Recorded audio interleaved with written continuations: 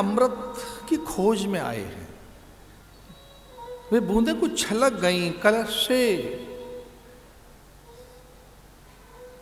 अंत सलिला सरस्वती धौधवला मां भागीरथी और किंचित श्यामा कालिंदी, जहां त्रिवेणी प्रयाग है वहां, और गोदावरी नासिक त्र्यंबकेश्वर में, अथवा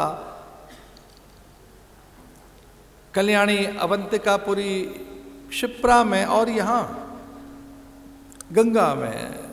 तो ये जो अमृत है उसकी कल्पना करते हुए महापुरुषों ने कहा कि प्राय जिस अमृत को हम ढूंढ रहे हैं वो अमृत पंचामृत तो है ही, वो ज्ञानामृत तो है ही, पर वो अमृत दृश्यामृत भी है, नामामृत भी है, पर वो अद्भुत अमृत है जो उसी समय प्रभावित करता है हमारे अंतःकरण को, और वो अमृत है कथामृत।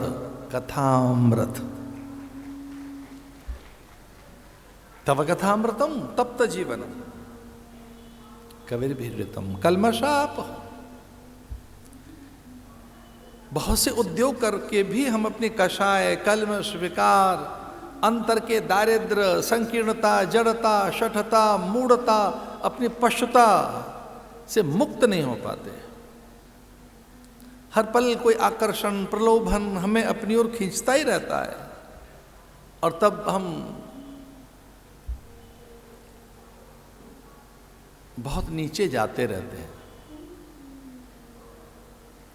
कई बार तो पदार्थों के मोह में हम मूल्यहीन और जड़ होकर हम कुछ नहीं रह पाते, इतने आकर्षण है। उसके लिए कहा गया कथामृतम तब कथामृतम तप्त जीवनम। इसलिए ये शिव के द्वारा कही गई कथा और चतुश्लोकी भागवत जो श्री हरि के द्वारा चतुरान ब्रह्मा को बताई गई, साधन चतुष्टय संपन्न अंतःकरण है, पर तब गुरु की बात तनिक सी देर में समझ आ जाएगी,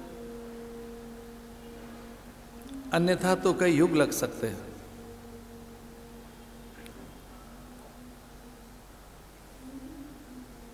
अंतःकरण आध्यात्मिक नहीं है, मन अनुशासित नहीं है, इंद्रियां संयत और संयमित नहीं है,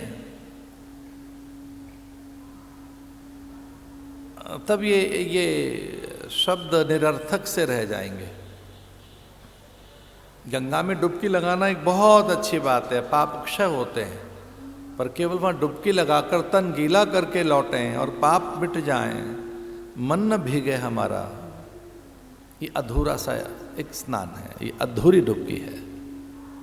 वैसे कथा में हम बैठे हैं और केवल कथा में कान में शब्द जाएं, हमारा अंतःकरण आर्द्र न हो, गीला न हो, वहां रस वर्षण न हो, कथा के फलश्रुति ये विनम्रता और वो न आए, चूंकि कथा विद्या है, ये अध्यात्म विद्या है, ये ब्रह्म विद्या है, और इसकी जो फलश्रुति है वो विनय है, जिसे देव रीझते हैं। समूचे देवगणों को अगर आपने वशीभूत करना है, धरती अंबर अग्नि जल वायु निहारिका नक्षत्रों को, समूची प्रकृति को जीतना हो, तो उसका एक सहज साधन है विनय।